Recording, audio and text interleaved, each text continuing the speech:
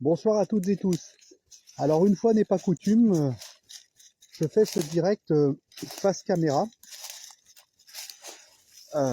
Et puis je vais essayer de vous dire un petit peu, voilà, comme le titre de la vidéo le précise, ça fait 2 ans et demi qu'on avait trouvé en fait ce terrain et que j'ai visité pour la première fois. Ça fait à peu près 2 ans et demi. Et aujourd'hui, voilà, je vous l'ai dit, hein, j'ai rentré un tracteur. Et je me rends compte en fait comment c'est en train de me changer la vie. Parce que l'étang là qui est là, c'est l'étang que vous voyez le moins souvent parce que c'est celui qui est plus en arrière en fait. Ils sont juste à côté, hein. J'en ai 3 les uns à côté des autres, ils sont vraiment juste à côté. Il est à côté des autres, celui que Kofi m'a vidé et celui qui est devant mon habitation. Et ben il faisait partie du premier lot qu'on a essayé d'acheter et j'avais commencé à le nettoyer. Et puis regardez le chantier quoi, hein. Ce qui s'est passé, c'est que cet étang, il est vieux, il n'a pas été entretenu correctement, les berges ont été rongées à force en fait, pourtant il n'est pas immense, hein, il fait 3000 mètres carrés. Les berges ont été rongées par le clapotis de l'eau, enfin un grand classique, et j'ai des repères pour dire. Bref, donc j'avais commencé à nettoyer le pourtour de cet étang, j'ai pas pu finir parce que j'arrivais pas à tirer avec les tracteurs que j'avais à l'époque, hein. J'ai commencé avec un petit tracteur de 18 chevaux, puis après les chevaux, mais même avec les chevaux, j'y arrivais pas. Bon bref.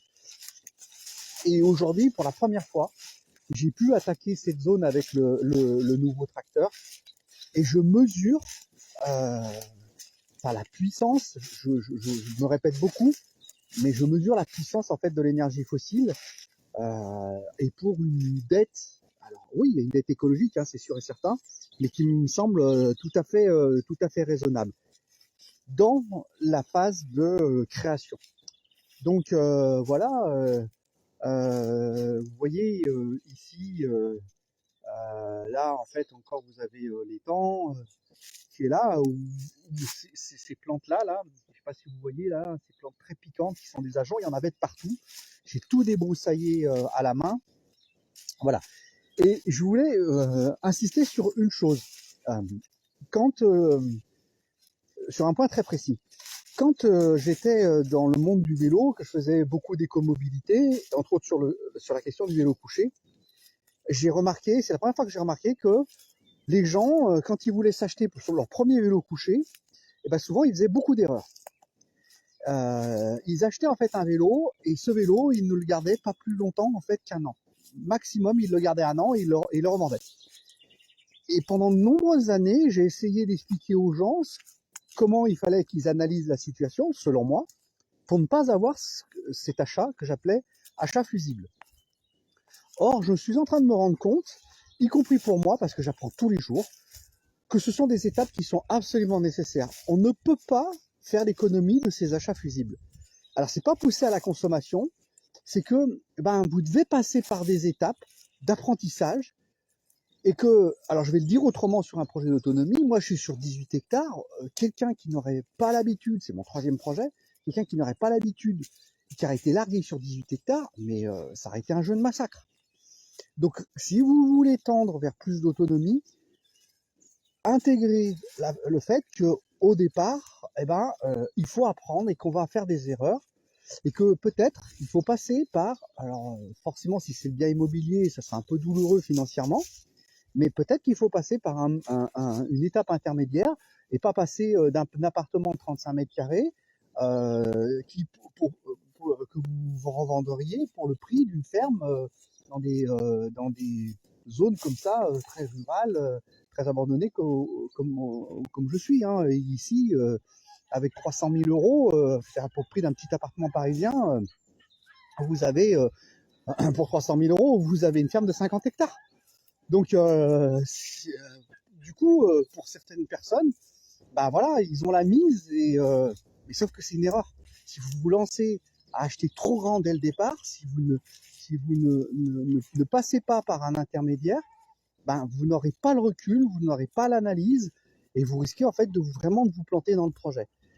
Et Et j'ai beau savoir ça, j'ai beau l'avoir expérimenté, intégré, ça fait partie d'un chapitre que j'ai écrit dans le bouquin, j'ai beau savoir ça, et ben, je vous le dis sincèrement, je ne m'attendais pas à ce que le tracteur puisse m'aider comme ça.